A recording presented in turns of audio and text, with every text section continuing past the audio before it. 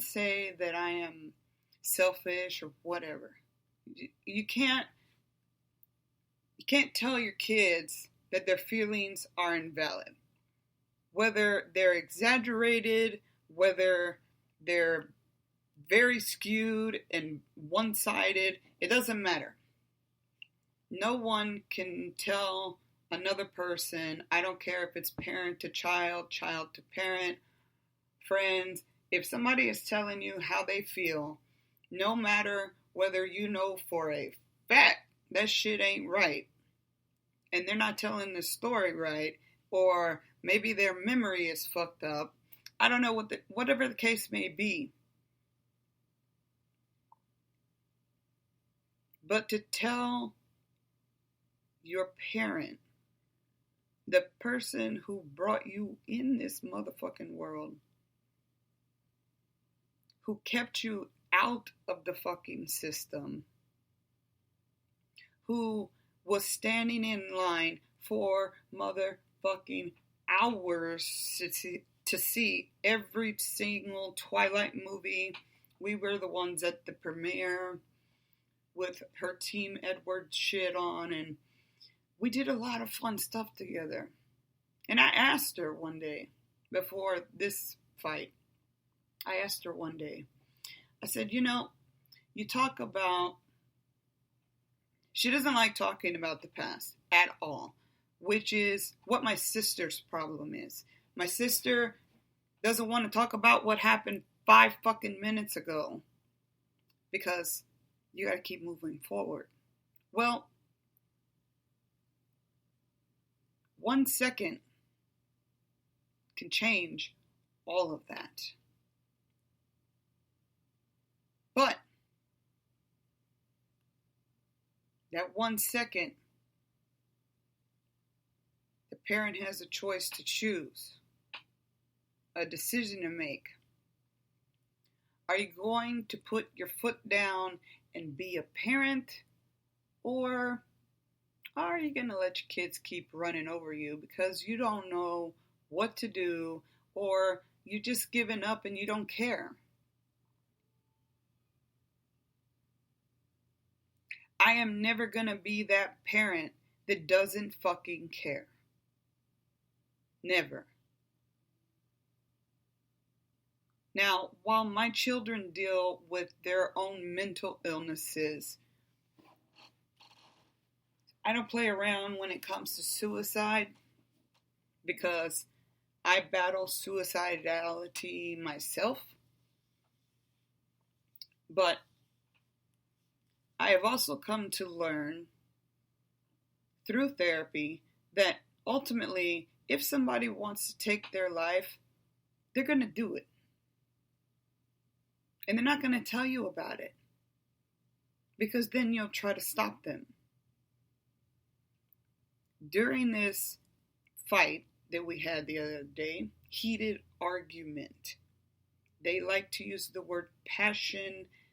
I wasn't really seeing too much passion, more of a vindictive rage. But anyways,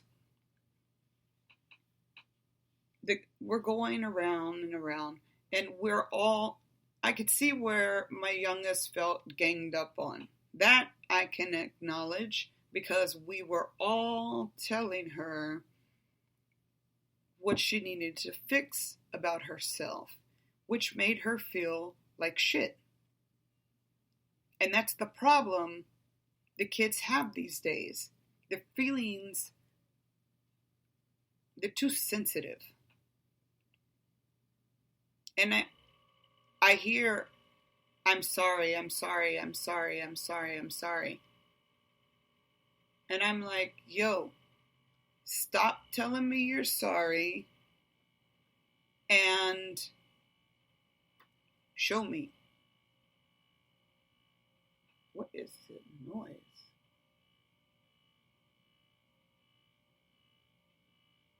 Anyways, I think we're good. All my signals still say we're good. Okay, I'm just going to keep going. So, in that heated moment, we'll go with their word, in her passionate way of telling how she felt ganged up on, and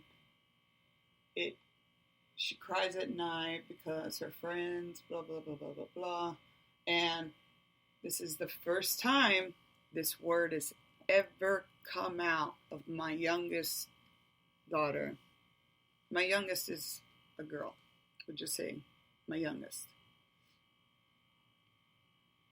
That is the first time she's ever thrown out the word suicide. So, the buck gets passed. Maddie's crying. We could see her on FaceTime. She's crying. She hates conflict. She hates drama. I'm pretty sure this chick hates life. Because what she has the audacity to tell me,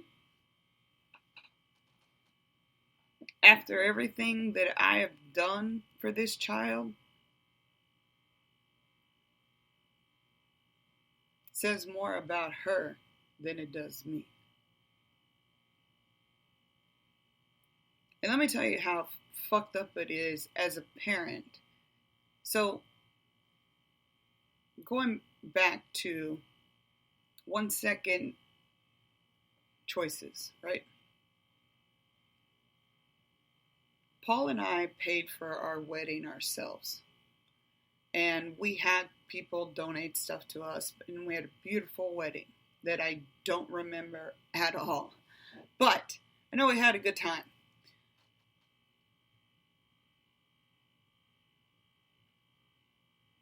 I miss that innocent little girl. She was only 4 when we got married.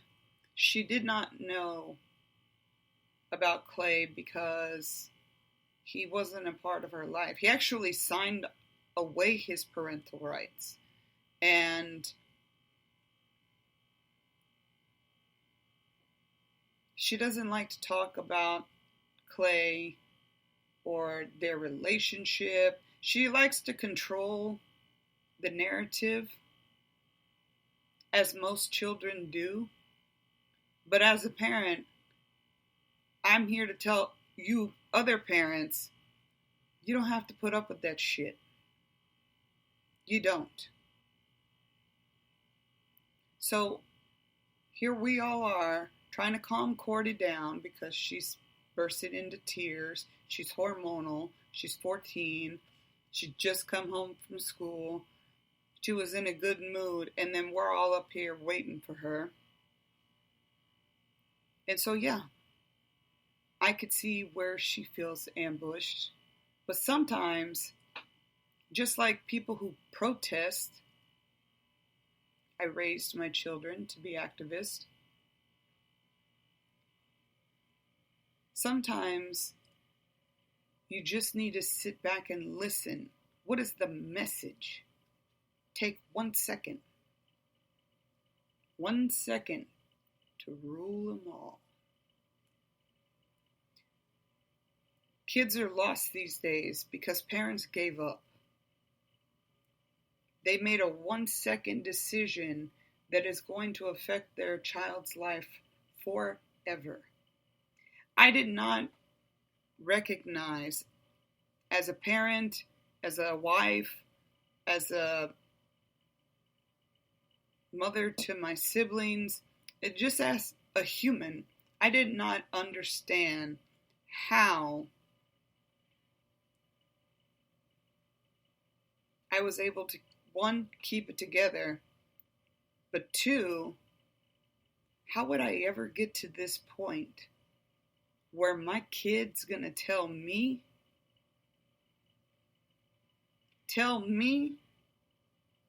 I am the most selfish, narcissistic bitch she has ever met in her life. She hates that she came out of my body, and she hates me. Then the bitch hung up.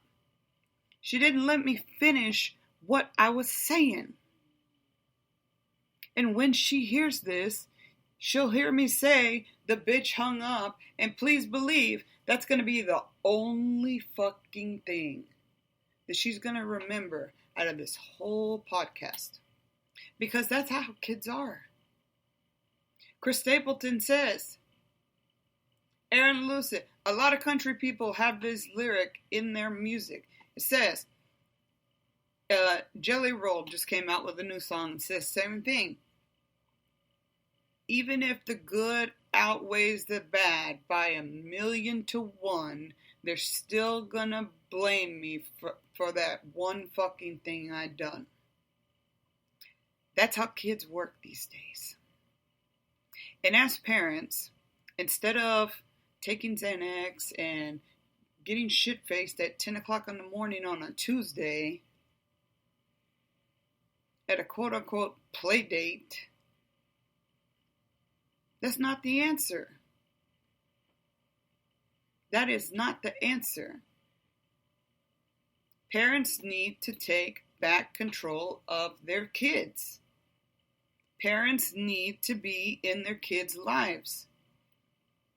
Kids need to shut the fuck up, sit the fuck down, and they need to listen. Why? Because we're always going to be wiser. And I'm sorry, you come out of my body, I don't care if you tell me you hate me, you want me to die. I don't care what you have to say to me. Your words are never going to cut me any deeper than I've already been cut. I'm on the upswing here.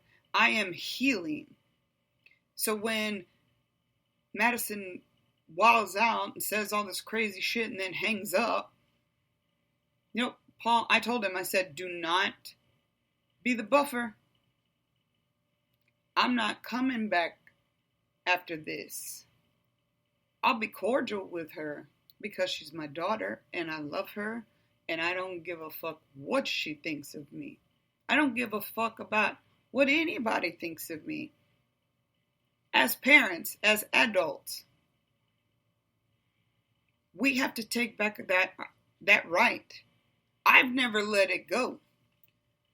Paul does parent different. He is more lenient because he sits down and he has the conversations. And we actually, as a family unit here, without Maddie, we work through our shit via communication. This time we tried it her way because, she's a millennial and she knows everything.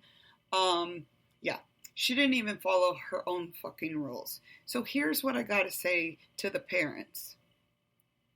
I don't give a fuck if your kid is 5, 15, 39, 62, or 100 fucking years old. You can still take that chancla off and beat the fuck out of your kids. You can do that. Paul and I actually have police officers that are friends, that are our friends. I work with local police to try to cut back on crime.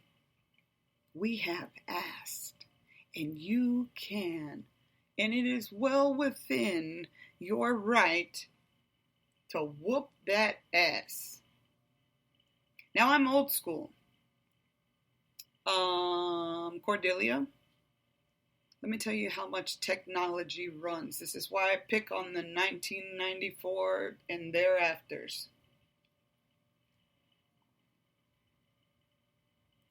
Y'all are ignorant as fuck because you have instant access. You've had instant access, 24/7 access to the entire world from the moment you were conceived. And technology is just growing and growing and growing and growing. I'm not hopping on that autonomous parent helicopter shit. I'm gonna be in your motherfucking face. This is what passion sounds like. Do I have